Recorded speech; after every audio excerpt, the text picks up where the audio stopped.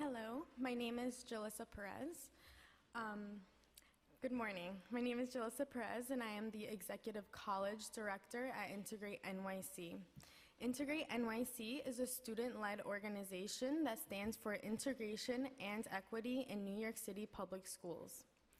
I got the opportunity to get involved with Integrate NYC during my junior year of high school. I had only gone to predominantly white schools all of my life, so finding a safe place that made me feel comfortable to truly be myself in was not always easy. My Spanish teacher and Latinx club advisor, Ms. Arciniegas, was someone I felt I could confide in and had my best interests in mind. She created a safe place for myself and my other Latinx classmates. It was because of her that I got involved with Hispanos Unidos, and she introduced me to Respect for All, a coalition of cultural clubs as well as the LGBTQ+ club. It was through this club that we had a school exchange with students from a school in the Bronx. This exchange shifted the way I saw public schools forever. It was with this exchange that I got the chance to see the disparity of resources, lack of relationships across group identities, unfair enrollment processes, lack of representation in school faculty, and lack of restorative practices present in our schools. From then on, I knew I had to advocate for students in all boroughs that face these inequities. Integrate NYC represents one of many youth organizations in the city. Our framework brings together a range of issues around segregation that's based on what students have vocalized from our monthly youth council meetings, which brings over 100 students from every borough. Together, we designed the 5 R's for real integration. We, the students, want race and enrollment, equitable enrollment policies, relationships, culturally responsive education to have access to social justice courses, restorative justice to disrupt the school-to-prison pipeline with restorative practices, resources, all schools to be equitably funded, and representation, a more diverse teaching workforce. We believe student voice is essential in the process of creating policy that is affecting them. The students of Integrate NYC urge you to join us to retire segregation because 65 years is enough, and it's time for transformative policies to honor the dignity of all of our students. We invite council members to meet with us to further discuss the proposed legislation. Good morning. Joseph, I want to thank you for that amazing opening remark. I really appreciate it. Good morning. My name is Jamya Valentine, and I am 17 years old. I am the Retire Segregation Campaign Leader at Integrate NYC. It's been 65 years since Brown vs. Board of Education. 65 years is enough. It's time to retire segregation. I'm a senior in high school, and being a student of the NYC DOE public schools have been my second home. And I want my second home to be equitable. Integrate NYC has a plan of real integration for the 1.1 million students who lack resources, who don't have supportive relationships in their school, whose classrooms do not reflect the true diversity of New York City, for whose teachers do not reflect them, and who are pushed into the school-to-prison pipeline. Every student should have teachers, not a teacher, teachers they can identify with. For me, I've only had one. He came from Africa, still had his accent, spoke fluent Russian, and was a doctor in math. But the best thing was that he understood me and my religion, and understood my worldview as a Black student. Imagine if every student could have that same feeling, not just one in the 11th year in the school system at 16 years old like I did. Our demands for the Retire Segregation campaign center around the five R's of real integration. Our plan demands the DOE build on Integrate NYC's algorithmic prototype for high school admissions and release a comprehensive plan that would racially, socioeconomically, and academically integrate public school high schools so that they will truly reflect New York City. We need the DOE to commit to create a public equity report as outlined by Integrate NYC and NYC ASID, documenting resources available to students across New York City. We expect We expect the city release money for schools to design curriculum for ethnic studies, elective in all high schools, and pay teachers to do that work. We ask the City Council approve a budget that invests in restorative justice and counselors by stripping away policing and metal detectors. And we call on the DOE to name a group of educators, policy makers, and advocates like NYC Men Teach and students to design a blueprint for teaching fellowship and provide scholarships for NYC students to become educators who serve New York City public schools, because we are the ones who are affected.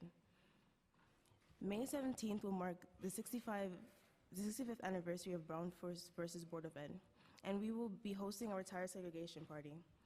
We ask each of you to join us there to commit to your part to retire segregation. It has been 65 years, but not enough has changed, and it's up to you to help us. Thank you. Jace, I want to thank you for that really wonderful opening remarks. I really appreciate it. Thank you for being here. My name is Bonnie, and I went to public school here in New York City from pre-K to 12. I'm currently a college student studying at Stony Brook University. When people think of New York City, the ideas of diversity, inclusion, and equity comes to mind. However, this isn't the reality we live in right now in our public schools. New York City does have a very segregated public school system, and access to different resources aren't at equal reach for everyone. Our schools aren't integrated, and our students deserve better. Asian Americans have historically been used as a wedge by society to initiate conflicts within communities of color and to create a distraction from the real issues of equity and inclusion. Asian Americans face systemic injustices just like other communities of color. Stereotypes may say otherwise, but we are not your wedge. We are in the fight for equity and integration in public schools as well.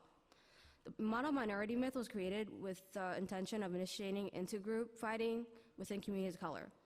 This doesn't benefit Asian Americans. In fact, the myth hurts us by telling our Asian youth that if we are unable to attain wealth, then they're not Asian.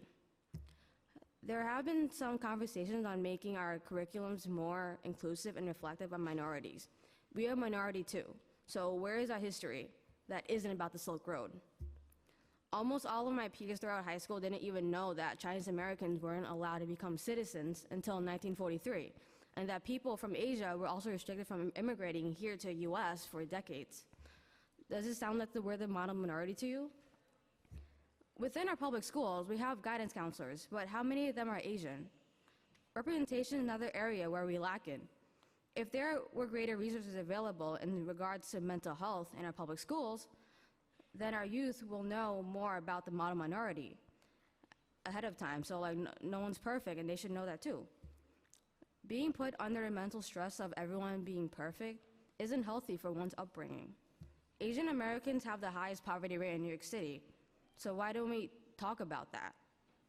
We're not the model minority, and there's no truth to the myth. Just like other communities of color, we have been oppressed throughout history. Integrating our schools will reduce racial bias and counter stereotypes. If students are racially isolated from one another, then it's easy to develop a perception of another group that they have not been in contact with or been in the same classroom with. Thank you, Bonnie. Thank you so much. Thank you for inviting me to speak at this hearing and for allowing us students to speak before the DOE. At the last hearing in December of 2017, all of the DOE leaders left before we had the chance to testify, so I'm going to address my remarks directly to them. My name is Johanna Jarred. I am a junior at Brooklyn College Academy and a leader at Teens Take Charge. Right now, I am missing my English class, a class filled exclusively with students of color to come speak about a crime that has gone on for too long.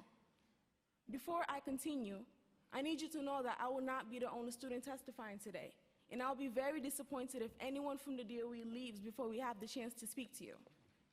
At a hearing on the same issue in 2017, you said, "We do believe that segregation is an issue that needs to be addressed." Needs to be addressed is a passive voice. Addressed by who? Let me put my skills from English class to use. We, the DOE, do believe that segregation in New York City is an urgent issue that we, the DOE, need to address. I am in front of you, 65 years after the Supreme Court decided segregation had to go.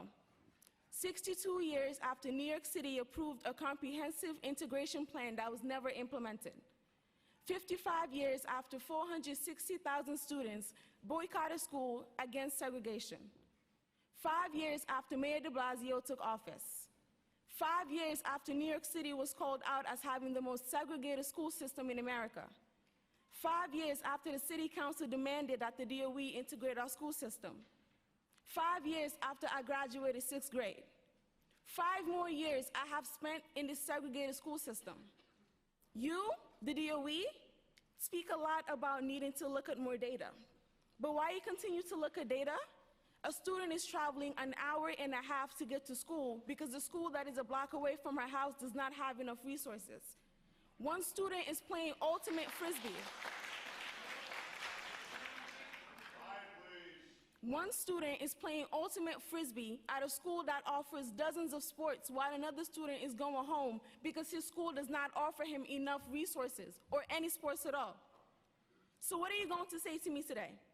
You need more time to study the issue? You want another task force or diversity group? You need some data, more reports. You want community forums. Let us address segregation today. Let us address the fact that after 65 years of Brown versus Board of Education, we are still struggling with the idea of separate but equal. Let us address the fact that we are the most diverse city in the world, and yet we have one of the most segregated school systems in the country. That is shameful. That's a student coming to you talking about that. I should be in class learning about commas. As you know, Teens Take Charge is hosting a meeting here in this building on May 17th, the 65th anniversary of Brown versus Board of Education. We look forward to speaking to you directly and presenting to you our enrollment equity plan that we have proposed to integrate an equitable school system. I'll close with this, because I think I've spoken enough. We don't want you to stop. I've heard a lot of adults say how much they love hearing from student voice, how much they value us. I agree. Student voice is great. But you know what I prefer? Adult action. So until you start backing up your words, I don't want to hear your compliments. Thank you.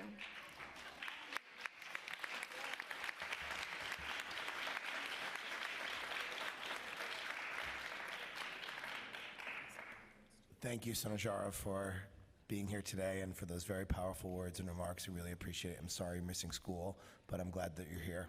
I hope it's worth it. Thank you.